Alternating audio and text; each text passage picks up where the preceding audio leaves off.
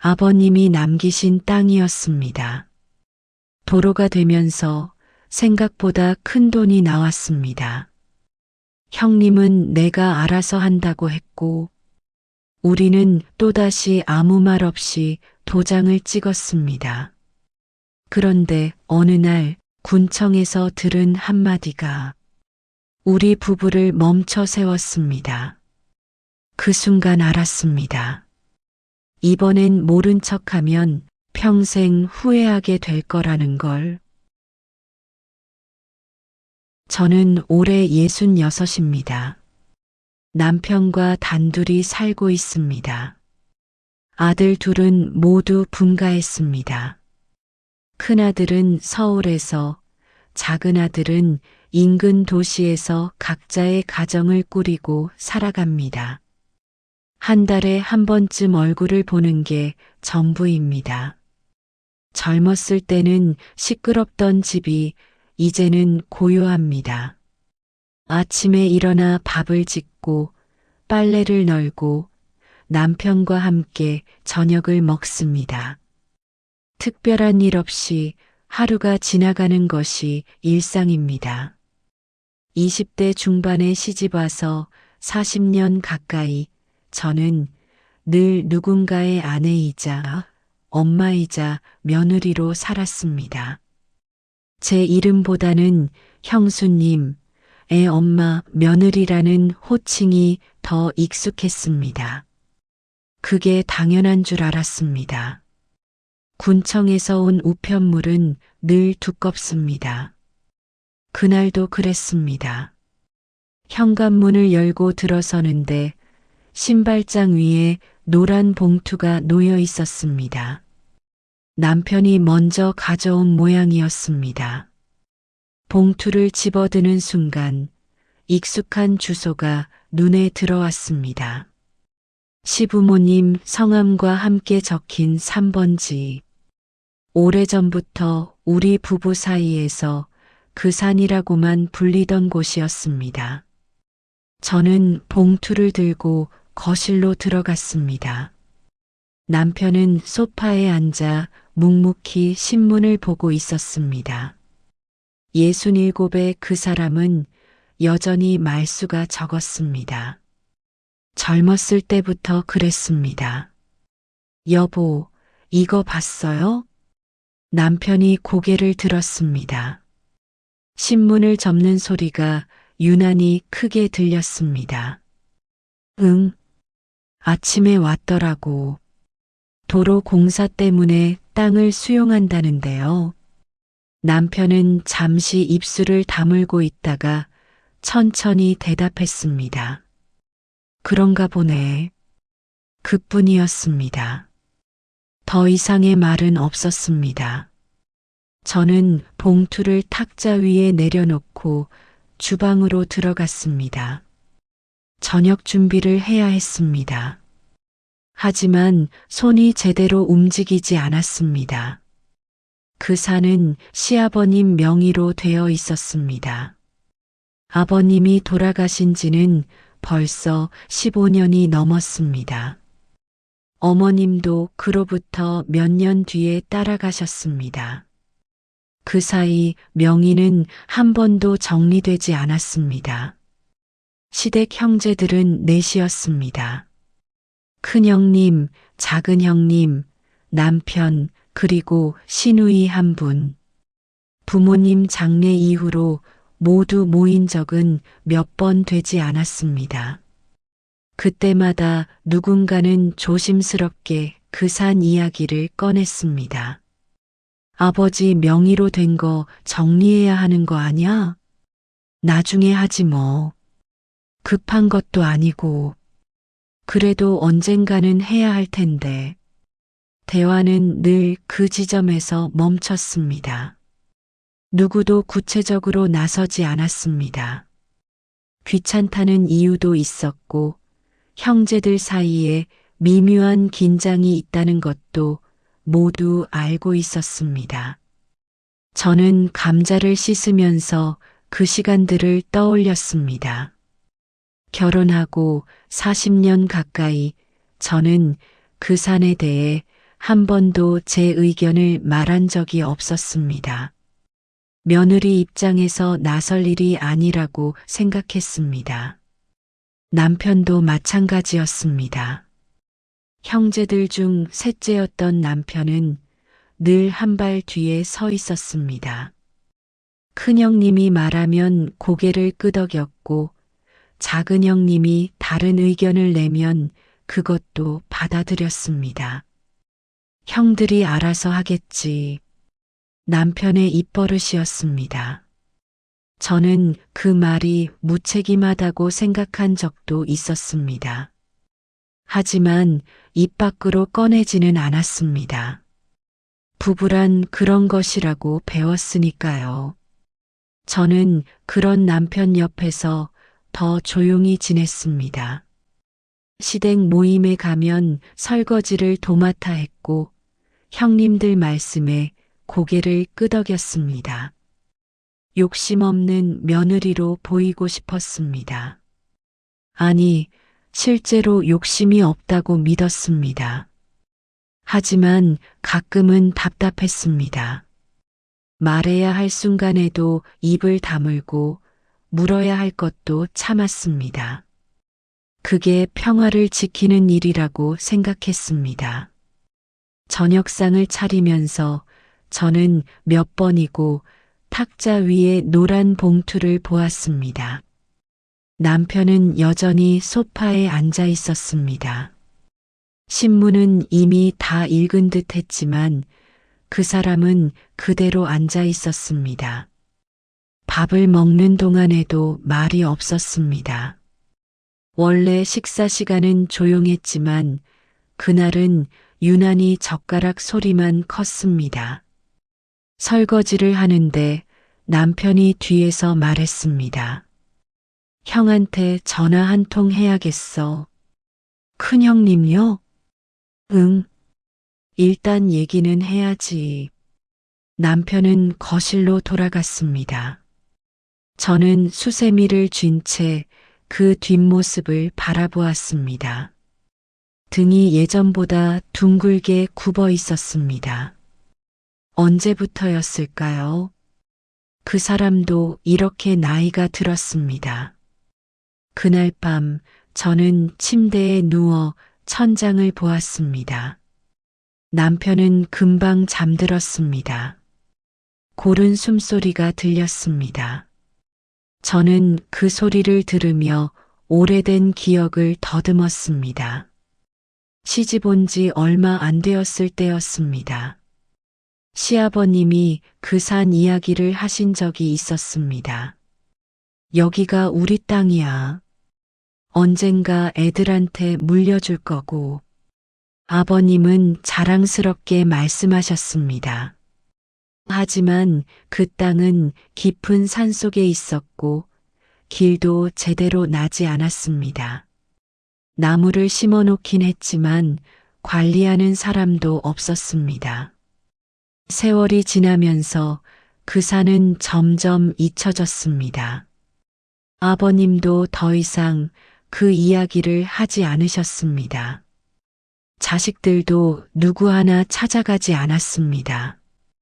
그렇게 이름만 남은 땅이었습니다. 이제 그 땅이 도로가 된다고 했습니다. 보상금이 나온다고 했습니다. 숫자는 제법 컸습니다. 한 사람이 받기엔 큰 돈이고 4명이 나누기엔 아쉬운 금액이었습니다. 저는 이불을 턱까지 끌어올렸습니다. 남편의 등에서 따뜻한 기운이 느껴졌습니다. 40년 가까이 함께 잔자리였습니다. 그동안 우리는 참 많은 일들을 조용히 넘겼습니다. 시댁 일도, 친정 일도, 아이들 문제도 크게 다투지 않았습니다. 목소리를 높인 적도 거의 없었습니다. 하지만 문득 이런 생각이 들었습니다. 우리는 정말 아무 문제가 없었던 걸까요?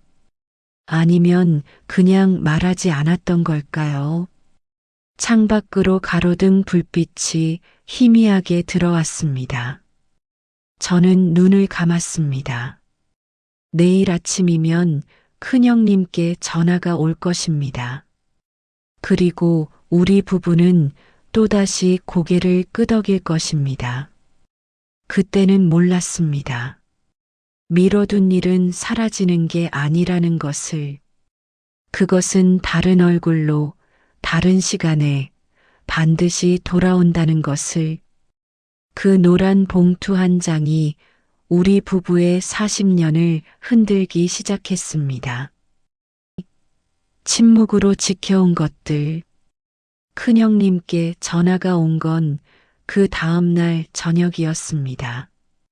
남편이 먼저 전화를 드렸고 형님은 다음 날 다시 걸어오셨습니다. 응, 형님. 남편은 전화기를 귀에 대고 거실을 천천히 오갔습니다. 저는 부엌에서 설거지를 하면서 그 목소리를 들었습니다. 네, 받습니다. 그렇습니다. 예. 대답은 짧았습니다. 남편의 목소리는 늘 그랬습니다. 형님들 앞에서는 더욱 그랬습니다. 전화는 10분쯤 이어졌습니다. 남편이 말하는 시간보다 듣는 시간이 더 길었습니다. 저는 그릇을 닦으면서 귀를 기울였습니다. 알겠습니다, 형님. 네. 그렇게 하지요. 전화가 끊어졌습니다. 저는 수건으로 손을 닦으며 거실로 나갔습니다. 남편은 소파에 앉아 멍하니 창밖을 보고 있었습니다. 형님이 뭐래요? 형이 정리하겠대. 정리요? 자기가 대표로 서류 처리하고 나중에 나눠주겠다고. 저는 남편 옆에 앉았습니다. 남편의 얼굴에는 아무 표정도 없었습니다. 그럼 우리는 뭘 해야 해요? 위임장 써주면 된대. 나머지는 형이 알아서 한다고. 저는 잠시 말이 없었습니다. 그 말이 무슨 뜻인지 알았습니다. 큰형님이 모든 절차를 맡아서 하고 나중에 돈을 나눠준다는 것이었습니다. 작은 형님이랑 시누이는 뭐래요? 작은 형도 찬성했대. 복잡하게 안 하는 게 낫다고. 남편은 그렇게 말하고 다시 입을 다물었습니다. 저는 남편의 옆 얼굴을 보았습니다. 그 사람은 아무것도 말하지 않았지만 저는 알 수 있었습니다. 편하지 않다는 것을. 사실 큰형님이 대표로 처리하겠다는 말은 예상했습니다. 형제 중에서 가장 나이도 많고 목소리도 컸습니다. 부모님 돌아가신 뒤로 집안의 큰일은 늘 형님이 결정했습니다. 하지만 이번에는 달랐습니다. 땅값이 나온다는 것, 그것도 적지 않은 금액이라는 것, 형제들 모두 알고 있었습니다. 며칠 뒤 작은 형님한테도 전화가 왔습니다. 이번에는 제가 받았습니다. 형수님. 나 작은 형이야. 네, 형님. 어떻게 지내세요? 응, 잘 지내지. 셋째 있어? 지금 마당에 있는데 바꿔드릴까요? 아니야, 형수님한테 할 말이 있어서. 저는 멈칫했습니다. 작은 형님이 저한테 직접 전화한 건 처음이었습니다. 이번에 땅 얘기 말이야. 큰형이 자기가 알아서 한다는데 형수님 생각은 어때? 저야 잘 모르는 일이라. 아니, 그게 아니라. 내 말은 말이지. 큰형이 다 맡아서 하면 나중에 복잡해질 수도 있잖아. 작은 형님의 목소리에는 조심스러움이 묻어 있었습니다. 하지만 속마음은 분명했습니다. 큰형도 요새 형편이 안 좋다고 들었어. 딸이 둘인데 결혼 준비도 해야 하고. 그러니까 내 말은 말끝을 흐렸지만 저는 알아들었습니다. 큰형님이 돈을 제대로 나눠줄지 걱정된다는 뜻이었습니다. 형님, 저희는 형님들이 정하시는 대로 따를게요. 그래. 형수님이 그렇게 말하면 나도 더는 안 할게. 근데 나중에 이상한 일 생기면 나한테 말하지 마. 전화는 그렇게 끊어졌습니다. 저는 한동안 전화기를 들고 서 있었습니다. 그날 저녁 저는 남편에게 작은 형님 전화 이야기를 꺼냈습니다. 작은 형님이 걱정하시나 봐요. 뭘? 큰 형님이 혼자 처리하는 거요. 남편은 밥을 먹다가 젓가락을 내려놓았습니다. 형도 사정이 있으니까 그런 거겠지. 그래도 우리가 확인은 해야 하는 거 아닌가요? 남편은 한참을 말이 없었습니다. 그러다 천천히 입을 열었습니다. 당신까지 그러면 어떡해? 괜히 형들 사이만 이상해지잖아. 저는 더 이상 말하지 못했습니다. 남편의 말이 틀린 것은 아니었습니다. 제가 나서서 뭐라고 하면 며느리 주제에 나댄다는 소리를 들을 게 뻔했습니다. 하지만 마음 한구석이 불편했습니다. 우리만 아무것도 모르고 넘어가는 것 같았습니다. 일주일쯤 지나서 큰형님이 찾아왔습니다. 위임장을 받으러 온다고 미리 연락이 왔습니다. 형님은 차를 마시며 서류를 꺼냈습니다. 여기 도장 찍으면 돼. 내가 알아서 다 처리할 테니까. 남편은 서류를 받아들고 천천히 읽었습니다. 저는 옆에서 지켜보았습니다. 서류에는 법률 용어들이 가득했습니다. 형님, 이거 한번 읽어봐도 되죠? 제가 조심스럽게 물었습니다. 큰형님이 고개를 들었습니다. 읽어봐야 무슨 소용이야. 법원 서류는 원래 다 이래. 그래도 일단 형수가 뭘 안다고. 괜히 시간만 끌지 말고. 형님의 목소리가 약간 높아졌습니다. 저는 입을 다물었습니다. 남편이 도장을 찍었습니다. 주저하는 시간은 짧았습니다. 그럼 형님, 나중에 어떻게 되는 거예요? 남편이 물었습니다. 보상금 나오면 내가 받아서 넷으로 나눈다. 간단하지. 네, 알겠습니다. 큰형님은 서류를 챙겨 넣고 일어났습니다. 현관까지 배웅을 하고 돌아왔을 때 남편은 거실 창가에 서 있었습니다. 마음이 불편해요? 제가 물었습니다. 남편은 고개를 저었습니다. 아니, 형한테 맡기는 게 맞아. 하지만 그 사람의 얼굴에는 확신이 없었습니다. 그날 밤 저는 잠이 오지 않았습니다. 남편은 금방 잠들었지만 저는 천장만 바라보았습니다. 평생을 그렇게 살았습니다. 누군가 정해주는 대로, 시키는 대로. 저는 며느리였고 남편은 셋째였습니다. 목소리를 내는 것이 불편을 만드는 일이라고 배웠습니다. 하지만 이번에는 달랐습니다. 금액이 컸습니다. 우리 노후에 큰 힘이 될 수 있는 돈이었습니다. 저는 옆으로 누운 남편의 등을 바라보았습니다. 그 사람도 걱정하고 있을 것입니다. 다만 말하지 않을 뿐. 결혼하고 40년 우리는 그렇게 살았습니다.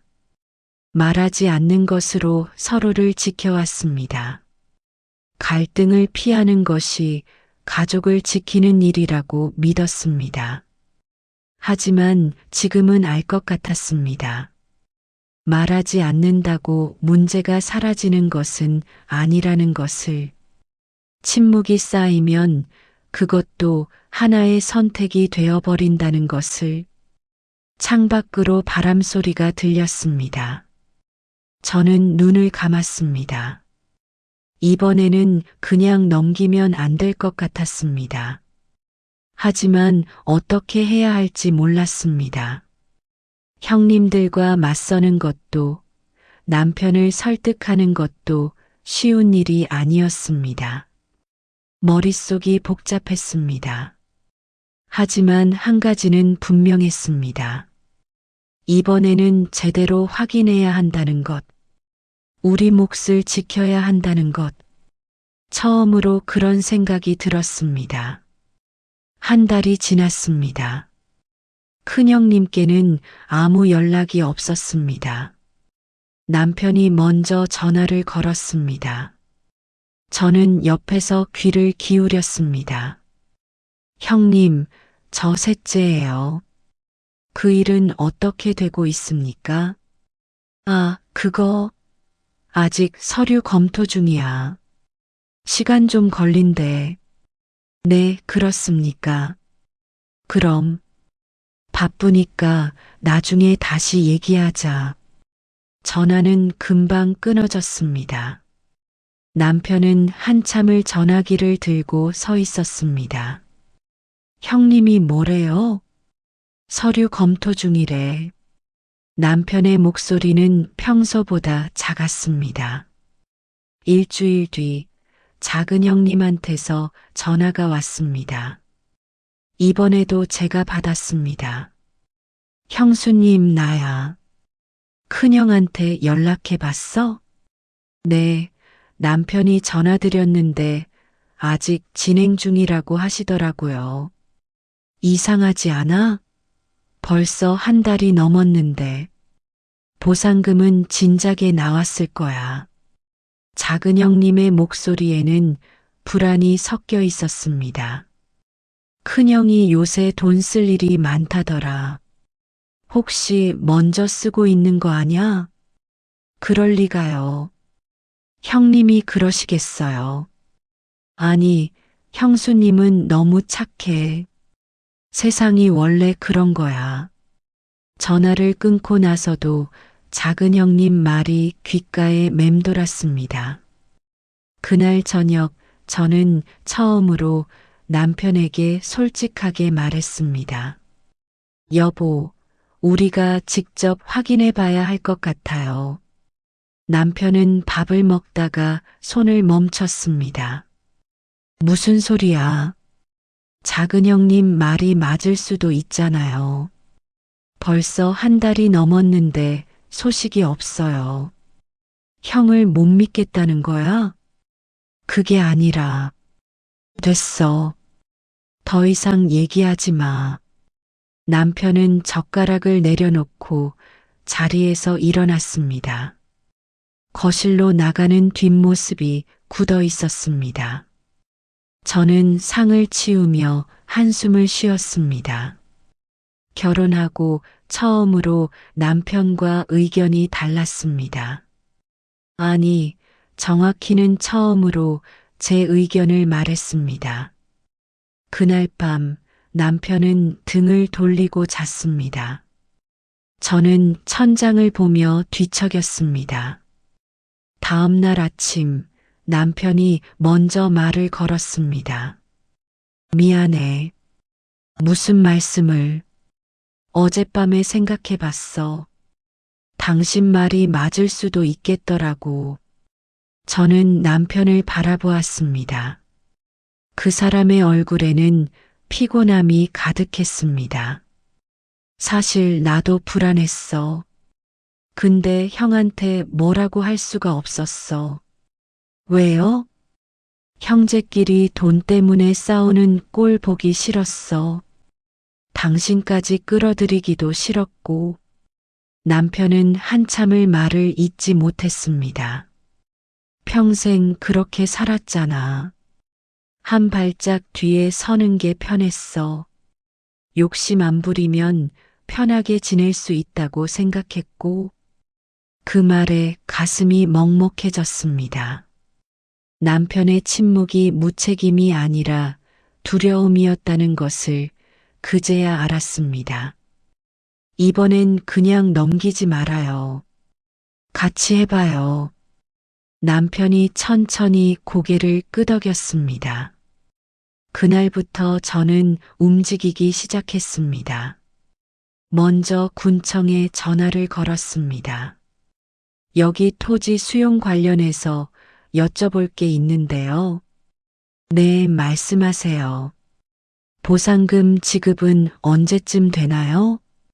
이미 한 달 전에 완료됐습니다. 대리인분이 수령하셨을 거예요. 전화를 끊고 저는 한참을 그 자리에 서 있었습니다. 보상금은 이미 나왔습니다. 큰형님이 받았습니다. 하지만 우리한테는 아무 말이 없었습니다.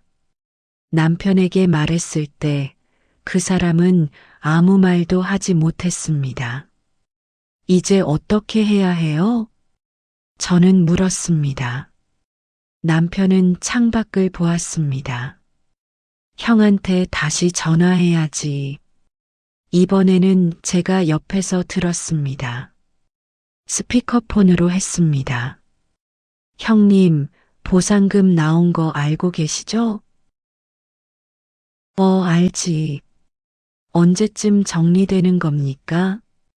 그게 말이야, 좀 복잡해. 세금 문제도 있고, 서류도 더 필요하고. 형님, 솔직하게 말씀해 주세요. 우리 몫은 언제 받을 수 있습니까? 남편의 목소리가 떨렸습니다. 평생 형님한테 그런 말투를 쓴 적이 없었습니다. 야, 내가 지금 형을 못 믿겠다는 거야? 그게 아니라 위임장까지 써놓고 이제 와서 무슨 소리야. 내가 알아서 한다니까 기다리라고. 전화가 끊어졌습니다. 남편은 한참을 전화기를 들고 있었습니다. 저는 남편의 손을 잡았습니다. 그 손이 차가웠습니다. 제가 알아볼게요. 뭘? 법률 상담이라도 받아봐요. 이렇게 있으면 안 될 것 같아요. 남편은 고개를 저었습니다. 형제끼리 법까지 동원하면 어떡해. 그럼 어쩌자는 거예요? 이대로 당하고만 있어요? 제 목소리가 커졌습니다. 남편은 놀란 듯 저를 보았습니다. 저도 놀랐습니다. 제가 이렇게 목소리를 높인 적이 없었으니까요. 미안해요. 근데 여보, 이건 우리 노후 문제예요. 그냥 넘길 수 없어요. 남편이 천천히 고개를 끄덕였습니다. 알았어. 같이 알아보자. 다음 날 저는 동사무소로 갔습니다. 토지 관련 서류를 떼려면 어떻게 해야 하는지 물었습니다. 젊은 공무원이 친절하게 설명해 주었습니다. 상속관계 증명서가 있으면 가능합니다. 그걸 어떻게 받나요? 먼저 가족관계 증명서를 떼시고요. 복잡했습니다. 하지만 저는 메모했습니다. 하나하나 적어 내려갔습니다. 집으로 돌아오는 길, 저는 버스 안에서 창밖을 보았습니다. 평생 이렇게 혼자 뭔가를 알아본 적이 없었습니다. 늘 누군가 시키는 대로, 정해진 대로 살았습니다. 하지만 이번에는 달랐습니다. 제가 직접 움직여야 했습니다. 그날 저녁 남편에게 메모를 보여줬습니다. 이렇게 하면 우리도 서류를 확인할 수 있대요. 남편은 메모를 보며 천천히 고개를 끄덕였습니다. 고마워. 뭐가요? 내가 못한 일을 당신이 하고 있잖아. 저는 남편의 손을 잡았습니다. 같이 하는 거예요. 이제부터는. 그날 밤 처음으로 마음이 조금 가벼워졌습니다. 앞으로 무슨 일이 생길지 몰랐습니다. 형제들과의 관계도 어려워질 수 있었습니다. 하지만 이번에는 도망치지 않기로 했습니다. 남편과 함께 끝까지 가보기로 했습니다. 창밖으로 달빛이 희미하게 들어왔습니다. 저는 눈을 감았습니다. 내일부터 다시 시작이었습니다. 서류를 모으는데 일주일이 걸렸습니다. 동사무소를 3번 오갔습니다. 가족관계 증명서, 상속관계 증명서, 토지대장. 낯선 이름들이었지만 하나씩 챙겼습니다. 남편은 처음에는 같이 가지 않았습니다. 현관까지 배웅만 했습니다. 조심히 다녀와. 네. 하지만 사흘째 되는 날 남편이 함께 나섰습니다. 오늘은 같이 갈게. 괜찮아요. 제가 할 수 있어요. 알아. 그래도 같이 가자. 동사무소 가는 버스 안에서 남편이 말했습니다. 미안해. 혼자 다 시켰네. 아니에요. 저도 처음 해보는 거라 시간이 좀 걸렸을 뿐이에요. 남편은 창밖을 보았습니다. 그 옆 얼굴이 평소보다 단단해 보였습니다. 서류가 다 모아지자 저희는 법률 상담소를 찾아갔습니다. 무료 상담이 있다는 걸 동네 반장님께 들었습니다. 젊은 변호사가 서류를 꼼꼼히 살펴봤습니다. 보상금을 대리인이 받았는데 분배가 안 됐다는 말씀이시죠? 네. 형제분이시고요? 예. 큰형님입니다. 변호사는 잠시 생각하더니 말했습니다. 법적으로는 청구권이 있습니다. 하지만 가족 간 일이라 소송까지 가면 알고 있습니다. 남편이 조용히 말했습니다. 그래도 방법을 알고는 싶습니다. 계속 이렇게 있을 수는 없으니까요. 변호사가 고개를 끄덕였습니다. 일단 내용 증명을 보내보시는 게 좋겠습니다. 정식으로 분배를 요청하는 거죠. 집으로 돌아오는 길, 남편이 먼저 말을 꺼냈습니다. 당신 생각은 어때? 내용 증명을 보내는 거요? 응. 저는 잠시 생각했습니다. 형님이 화내실 거예요. 그렇겠지. 그래도 보내야 할 것 같아요. 이제는 남편이 제 손을 잡았습니다. 따뜻했습니다. 내용 증명을 보낸 건 그 다음 주였습니다. 변호사 선생님이 도와주셨습니다. 법률 용어로 가득했지만 뜻은 간단했습니다. 정당한 몫을 달라는 것이었습니다. 사흘 뒤 큰형님께 전화가 왔습니다. 예상했던 일이었습니다. 야, 너 미쳤냐? 형한테 내용 증명을 보내. 남편이 전화를 받았습니다. 저는 옆에서 들었습니다. 형님, 1달 반이 넘었습니다. 더 이상 기다릴 수가 없어요. 내가 바빠서 그런 거잖아. 조금만 기다리면 되는데 왜 이러냐고. 보상금은 이미 나왔습니다. 형님이 받으셨고요. 누가 그런 소리를 해? 군청에 확인했습니다. 전화기 너머로 침묵이 흘렀습니다. 형님, 저희는 법으로 가려는 게 아닙니다.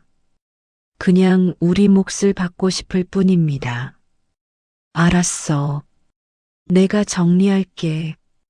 조금만 기다려. 언제까지요? 이번 주 안에. 전화가 끊어졌습니다. 남편은 한동안 전화기를 들고 있었습니다. 잘한 거겠죠? 남편이 물었습니다. 저는 고개를 끄덕였습니다. 잘하신 거예요. 당연한 말을 하신 거고요. 그날 밤 작은 형님한테도 전화가 왔습니다. 형수님, 큰형한테 내용 증명 보냈다며? 네, 형님. 잘했어. 나도 형한테 전화했어. 이제 정리하자고. 작은 형님의 목소리는 전보다 가벼웠습니다. 우리도 가만히 있으면 안 되는 거더라고. 고마워, 형수님. 전화를 끊고 저는 남편을 보았습니다. 남편도 저를 보고 있었습니다. 우리가 해냈네. 남편이 말했습니다. 저는 웃음이 났습니다. 일주일 뒤 큰형님이 집으로 찾아왔습니다. 형제들 모두 모였습니다. 거실 탁자 앞에 네 사람이 앉았습니다. 큰형님이 서류를 꺼냈습니다. 이게 보상금 내역이야. 총액이 여기 있고 숫자가 보였습니다. 생각보다 컸습니다. 넷으로 나누면 이만큼씩이야. 큰형님이 계산기를 두들겼습니다. 나는 딸 결혼 준비하느라 일부를 먼저 썼어. 미안하다. 형님의 목소리가 작아졌습니다. 돌려줄게. 조금씩이라도. 남편이 입을 열었습니다. 형님, 괜찮습니다. 급한 일 있으면 쓰셔도 돼요. 아니야. 내 몫인데. 하지만 나도 잘못했어. 형이라고 혼자 다 정하려고 했어. 미안하다. 큰형님이 고개를 숙였습니다. 예순이 넘은 형제들이 마주 앉아 있었습니다. 작은 형님이 말했습니다. 우리 나이에 이제 형제끼리 싸우고 싶지 않아. 그냥 정리하고 잘 지내자. 신우이도 고개를 끄덕였습니다. 그날 오후 형제들은 서류에 도장을 찍었습니다. 각자의 몫이 정해졌습니다. 큰형님은 약속대로 빌린 돈을 갚기로 했습니다. 형제들이 돌아가고 저희 부부만 남았습니다. 거실에 앉아 차를 마셨습니다. 밖으로 해가 지고 있었습니다. 끝났네요. 제가 말했습니다. 응. 힘들었죠? 당신이 더 힘들었지. 남편이 제 손을 잡았습니다. 고마워. 당신이 아니었으면 그냥 넘어갔을 거야. 저도 여보가 같이 해줘서 할 수 있었어요. 남편이 웃었습니다. 오랜만에 보는 편안한 얼굴이었습니다. 우리 참 오래 살았는데 지금 처음 제대로 싸워본 것 같아. 싸운 게 아니라 지킨 거죠. 그래, 맞아. 지킨 거지. 창밖으로 노을이 보였습니다. 붉은 빛이 거실로 스며들었습니다. 여보. 응? 이제는 말해요. 뭐든지. 남편이 고개를 끄덕였습니다. 그래. 약속해. 그날 저녁은 평소와 다르지 않았습니다. 밥을 짓고 반찬을 데우고 함께 식사를 했습니다. 하지만 뭔가 달랐습니다. 침묵이 편해졌습니다. 억지로 참는 침묵이 아니라 함께 있어도 괜찮은 침묵이었습니다. 밤에 누워서 남편이 말했습니다. 이 나이에 배우네. 뭐려? 같이 산다는 게 뭔지. 저는 남편의 손을 잡았습니다. 아직 늦지 않았어요. 그래, 늦지 않았어. 남편의 숨소리가 점점 느려졌습니다. 잠이 든 모양이었습니다. 저는 천장을 보았습니다. 마음이 가벼웠습니다. 그 산은 이제 도로가 될 것입니다. 우리가 받을 돈도 그리 큰 금액은 아닙니다. 노후를 완전히 바꿀 만한 돈은 아닙니다. 하지만 얻은 게 있었습니다. 말하는 법, 함께 버티는 법, 포기하지 않는 법. 40년을 살아도 배우지 못했던 것들을 이제야 알았습니다. 창밖으로 별빛이 보였습니다. 저는 눈을 감았습니다. 내일도 평범한 하루가 올 것입니다. 하지만 이제는 알고 있습니다. 평범한 하루도 함께 만들어가는 것이라는 걸. 석 달이 지났습니다.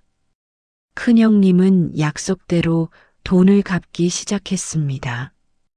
한 달에 한 번씩 조금씩이었습니다. 남편은 그때마다 형님께 전화를 드렸습니다. 형님, 천천히 하셔도 됩니다. 아니야. 약속은 약속이니까. 형님의 목소리는 전보다 부드러웠습니다. 명절에 형제들이 모였습니다. 오랜만이었습니다. 시누이가 음식을 준비했고 저도 일찍 가서 도왔습니다. 형수님, 그때 정말 고마웠어요. 시누이가 조용히 말했습니다. 뭐가요? 형수님이 나서지 않았으면 우리 형제들 관계가 어떻게 됐을지 몰라요. 저는 당연한 일을 했을 뿐이에요. 당연한 일이 제일 어려운 거잖아요. 시누이가 웃었습니다. 저도 따라 웃었습니다. 식사 자리에서 큰형님이 말했습니다. 우리 나이에 형제끼리 이렇게 모이는 것도 복이다. 맞아요, 형님. 작은 형님이 고개를 끄덕였습니다. 부모님이 보시면 좋아하실 거야. 형제들은 잠시 말이 없었습니다. 돌아가신 시부모님을 떠올리는 것 같았습니다. 아버지가 물려주신 산은 없어졌지만 우리는 남았잖아. 큰형님이 잔을 들었습니다. 앞으로 잘 지내자. 형제들이 잔을 부딪혔습니다. 남편의 얼굴에 웃음이 번졌습니다. 오랜만에 보는 편안한 표정이었습니다. 집으로 돌아오는 길, 남편이 말했습니다. 오늘 좋았어. 저도요. 형들이랑 이렇게 편하게 얘기한 게 언제였나 싶어. 이제 시작이에요. 남편이 제 손을 잡았습니다. 차 안은 따뜻했습니다. 보상금으로 저희는 묵은 빚을 정리했습니다. 오래전 아들 결혼할 때 빌린 돈이었습니다. 조금씩 갚아왔지만 아직 남아 있었습니다. 이제 마음이 한결 가벼워요. 그러게, 빚 없이 산다는 게 이렇게 편한 거구나. 남은 돈은 통장에 넣어두었습니다. 급하게 쓸 일은 없었습니다. 그저 있다는 것만으로도 든든했습니다. 어느 날 큰아들이 전화를 했습니다. 엄마, 아빠 요새 좀 어때? 왜? 아니, 그냥. 지난번에 갔을 때 아빠가 좀 달라 보이셨어. 어떻게? 뭐랄까, 표정이 밝으시던데. 저는 웃음이 났습니다. 아빠도 나이 들면서 변하시나 봐. 엄마도 밝아 보이셨어. 뭐 좋은 일 있어요? 아니, 그냥 평범하게 지내지. 그럼 다행이네. 건강만 하세요. 전화를 끊고 저는 거울을 보았습니다. 제 얼굴이 전보다 편해 보였습니다. 주름은 그대로였지만 표정이 달랐습니다. 남편도 마찬가지였습니다. 아침에 일어나 인사할 때, 밥을 먹을 때, 산책을 나갈 때, 작은 순간들이 전보다 자연스러웠습니다. 어느 오후 저희는 동네 공원을 걸었습니다. 단풍이 물들기 시작했습니다. 참 오래 살았네. 남편이 벤치에 앉으며 말했습니다. 아직 더 살아야죠. 그렇지. 남편이 하늘을 올려다보았습니다. 그동안 당신한테 미안한 게 많아. 갑자기 왜 그러세요? 그냥 생각해 보니까 당신이 늘 참았던 것 같아서. 저는 남편 옆에 앉았습니다. 저도 마찬가지예요. 말해야 할 때 말 안 했으니까. 이제는 말하자. 네.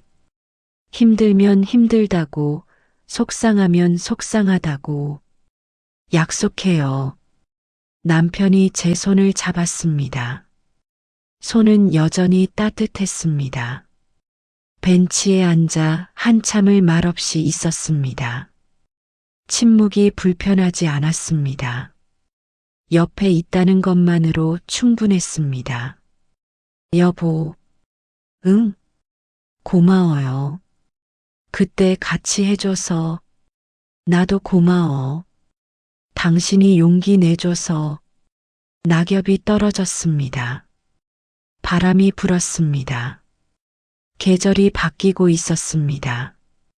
집으로 돌아와 저는 저녁을 준비했습니다. 평소와 같은 메뉴였습니다.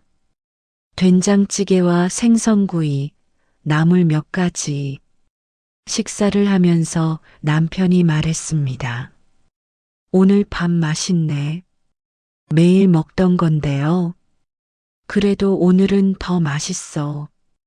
저는 웃었습니다. 남편도 웃었습니다.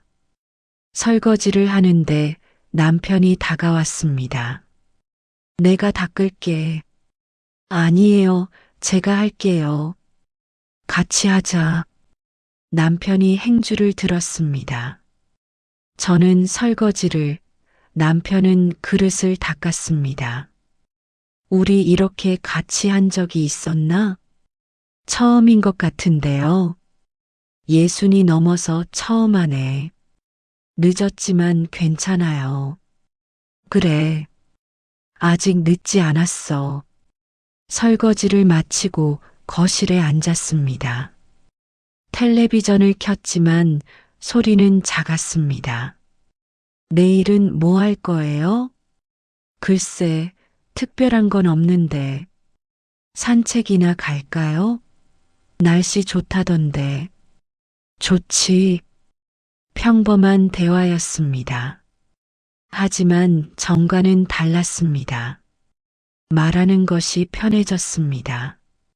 그날 밤 잠들기 전에 남편이 말했습니다. 당신 만나서 참 다행이야. 갑자기 왜요? 그냥 오늘 하루 종일 그런 생각이 들었어. 저는 남편의 손을 잡았습니다. 저도요. 여보 만나서 다행이에요. 힘들게 했는데도, 그래도요. 남편이 웃었습니다. 어둠 속에서도 웃는 소리가 들렸습니다. 앞으로도 잘 부탁해. 네. 저도요. 그렇게 하루가 끝났습니다. 지금도 저희는 크게 달라진 삶을 살고 있지는 않습니다. 아침을 먹고 집안일을 하고 가끔 산책을 나갑니다. 아들들이 한 달에 한 번쯤 찾아옵니다. 하지만 예전과 다른 점이 있다면 이제는 쉽게 침묵하지 않는다는 것입니다. 말이 필요할 때는 서툴러도 입을 엽니다. 불편해도 이야기합니다. 그 산은 이제 넓은 도로가 되었습니다. 지나가다 한 번씩 그 길을 봅니다. 시아버님이 자랑스러워 하시던 그 산은 사라졌지만 우리에게는 다른 것이 남았습니다. 함께 버티는 법, 말하는 용기, 포기하지 않는 힘, 그때는 조용히 견디는 게 가장 어른다운 선택인 줄 알았습니다. 갈등을 피하는 것이 평화를 지키는 일이라고 믿었습니다. 지금은 압니다. 함께 말하고 함께 버티는 것도 충분히 어른스러운 일이라는 것을, 때로는 불편해도 마주해야 한다는 것을. 창밖으로 햇살이 들어옵니다. 새로운 하루가 시작됩니다. 오늘도 저희는 평범한 하루를 살 것입니다. 하지만 이제는 알고 있습니다. 그 평범한 하루도 함께 만들어가는 것이라는 것을. 남편이 부엌으로 들어옵니다. 커피 마실래? 네. 같이 마셔요. 우리는 식탁에 마주 앉습니다. 김이 모락모락 나는 커피잔을 손에 쥡니다. 창밖으로 바람이 붑니다. 계절은 또 바뀔 것입니다.